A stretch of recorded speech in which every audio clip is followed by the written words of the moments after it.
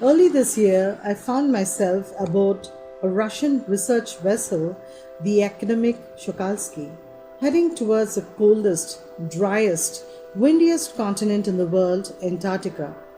My journey began 13.9 degrees north of the equator in Madras and involved crossing 9 time zones, 6 checkpoints, 3 bodies of water, and at least as many ecospheres.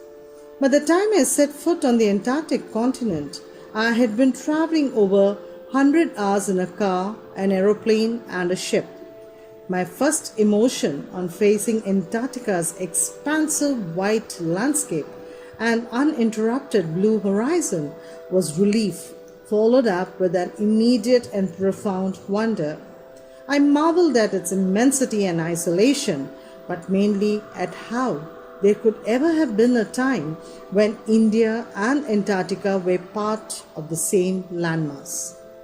650 million years ago, a giant combined southern supercontinent, Gondwana, did indeed exist, centered roughly around the present-day Antarctica. Things were quite different then. Humans hadn't arrived on the global scene, and the climate was much warmer, hosting a huge variety of flora and fauna. For 500 million years, Gondwana thrived, but around the time when the dinosaurs were wiped out and the age of the mammals got underway, the landmass was forced to separate into countries, shaping the globe much as we know it today. To visit Antarctica now is to be a part of that history, to grasp where we've come from and where we could be heading. It's to understand the significance of the Cordilleran folds and Precambrian granite shields, ozone and carbon, evolution and extinction. When you think about all that can happen in a million years, it can get pretty mind-boggling. Imagine India pushing northwards, jamming against Asia to buckle its crust and form the Himalayas. South America drifting off to the North America, opening up the Drake Passage to create a cold circumpolar current, keeping Antarctica frigid, desolate, and at the bottom of the world. For a sun-worshipping South Indian like myself, 2 weeks in a place where 90% of the Earth's total ice volumes are stored is a chilling prospect. It's like walking into a giant ping-pong ball devoid of any human markers. No trees, billboards, or buildings.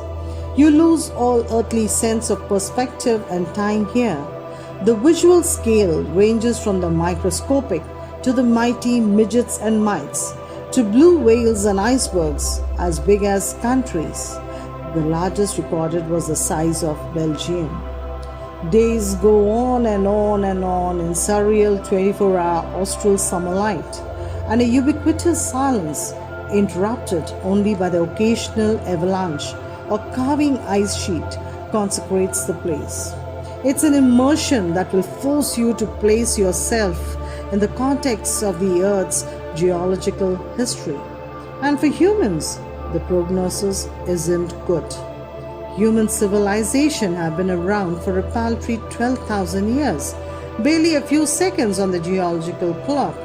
In that short amount of time, we've managed to create quite a ruckus, etching our dominance over nature with our villages, cities, towns, and megacities.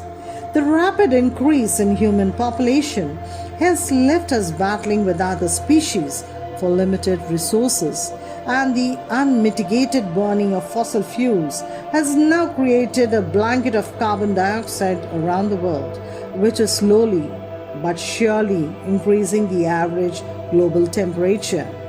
Climate change is one of the most hotly contested environmental debates of our time. Will the West Antarctic ice sheet melt entirely? Will the Gulf Stream ocean currents be disrupted? Will it be the end of the world as we know it? Maybe, maybe not. Either way, Antarctica is a crucial element in this debate.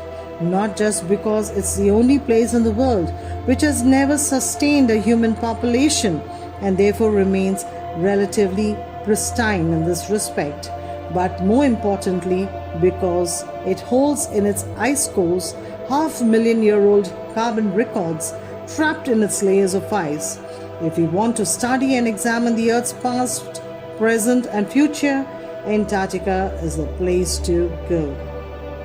Students on Ice, the program I was working with on the Shukalski, aims to do exactly this by taking high school students to the ends of the world and providing them with inspiring educational opportunities that will help them foster a new understanding and respect for our planet.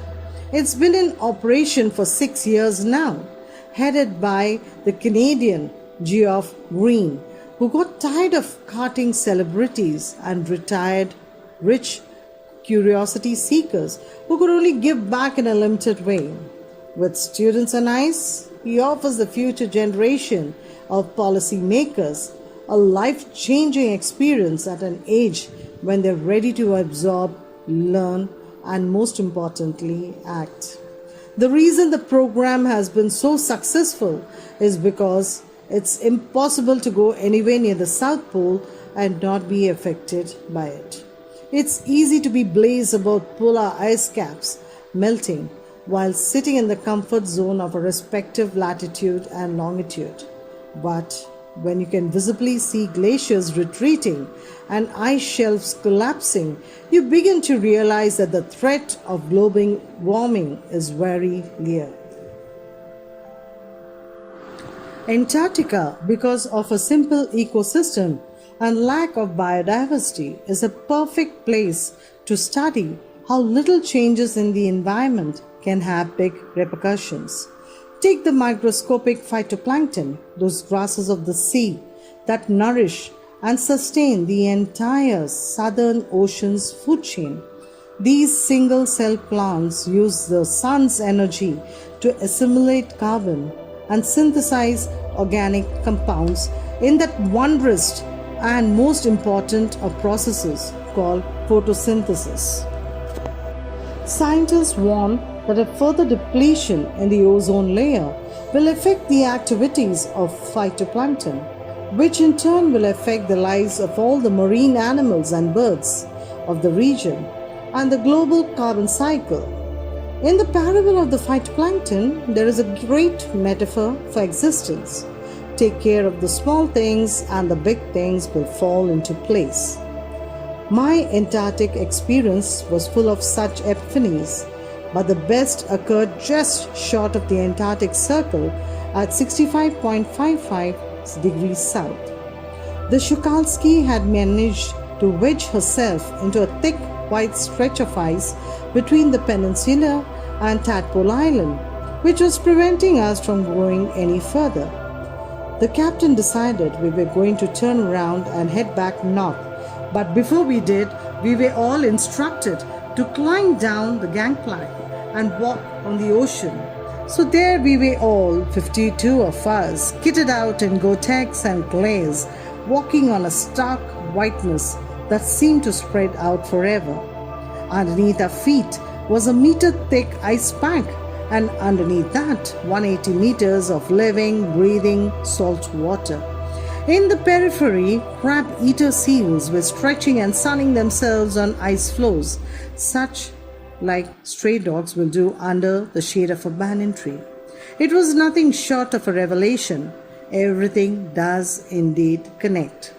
9 time zones, 6 checkpoints, 3 bodies of water, and many ecospheres later, I was still wondering about the beauty of balance and play on our planet. How would it be if Antarctica were to become the warm place that it once used to be? Will we be around to see it? Or would we have gone the way of the dinosaurs, mammoths, and woolly rhinos? Who's to say? But after spending 2 weeks with a bunch of teenagers who still have the idealism to save the world, all I can say is that a lot can happen in a million years. But what a difference a day makes.